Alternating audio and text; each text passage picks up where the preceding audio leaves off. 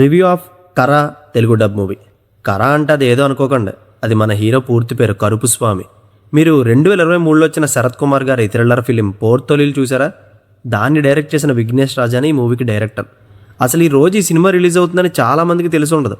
Team కూడా తెలుగు స్టేట్స్లో aggressive promotions ఏమీ చేయలే. బట్ మనం మూవీ లవర్స్ కాబట్టి మనకు ప్రమోషన్స్తో పని లేదు. అందులోనూ ధనుష్ గారి సినిమా అంటే బ్లైండ్గా వెళ్ళిపోవడమే.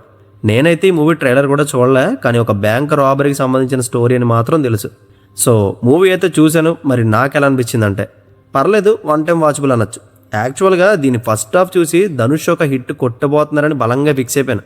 ఎందుకంటే ఆ హెయిస్ట్ సీన్స్ కానీ, తండ్రి కొడుకు మధ్య వచ్చే సీన్స్ కానీ, ముఖ్యంగా ప్రీ ఇంటర్వెల్ నుంచి ఇంటర్వెల్ వరకు ఒక 20 మినిట్స్ ఈ హెయిస్ట్ ఎపిసోడ్ ఉంటుంది.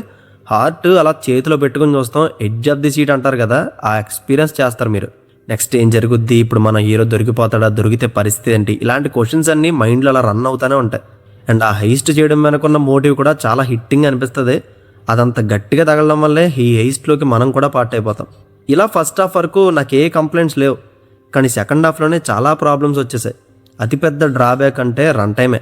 బేసిక్గా ఇది చాలా చిన్న కథ. హీరోకి ఒక ప్రాబ్లం వస్తుంది, సో రివెంజ్ తీర్చుకోవాలనుకుంటాడు.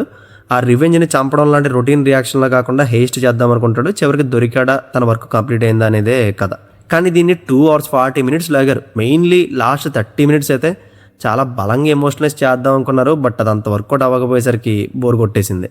అండ్ ఇందులో చూపించిన ప్రజలకు అన్యాయం జరిగే పాయింట్ ఏదైతే ఉందో అది చాలా సినిమాలో చూసేసి ఉన్నాం కాబట్టి ఇంపాక్ట్ లేదు. కేవలం ధనుష్ ఫాదర్ విషయంలోనే మంచి ఎమోషనల్ బిల్డ్ అయింది కాబట్టి అలా చూస్తూ ఉంటాం. దాని మీద ర్యాషీగా ఫినిష్ చేస్తుంటే సినిమాని బాగుండేది. అండ్ సెకండ్ హాఫ్ని క్యాట్ అండ్ మౌస్ గేమ్లో డిజైన్ చేసుకున్నారు, కానీ అది అక్కడక్కడే వర్క్ అయింది. ట్విస్ట్ అండ్ థ్రిల్స్ ఏమైనా గట్టిగా ఉంటాయని ఎక్స్పెక్ట్ చేశా, కానీ అదేం లేదు. అండ్ పోలీస్ ఆఫీసర్గా సూరజ్ గారి రోల్ చింపేస్తుంది అనుకున్నా, అటువంటిది కూడా ఏమీ లేదు. తేలిపోయింది ఆ రోల్ అయితే. ఆయన కన్నా నాకు జయరామ్ గారి రోల్ నచ్చింది. ఇంకా మమిత అయితే సినిమాకి అనవసరం. ఫస్ట్ హాఫ్ 3 సీన్లు, సెకండ్ హాఫ్ 2 సీన్లు, అంతే ఆమె డ్యూరేషన్. ఇంకా ధనుష్ గారి పర్ఫార్మెన్స్ గురించి చెప్పక్కర్లేదు. చాలా సీన్స్లో విషయం లేకపోయినా ఆయన ఇంటెన్సిటీతో మనల్ని ఇన్వాల్వ్ చేసేస్తారు. తోప్ యాక్టర్, నో వర్డ్స్. జీవి ప్రకాష్ గారి మ్యూజిక్ డీసెంట్గా ఉంటుంది. ఓవరాల్గా ఒకసారి చూడడానికి బాగానే ఉంటుంది సినిమా. No adult content. దీనికి నేను ఇస్తున్న రేటింగ్ 2.5 to 2.75 మధ్యలో ఇస్తా. See you in the next video. Take care friends. Thank you. Tata.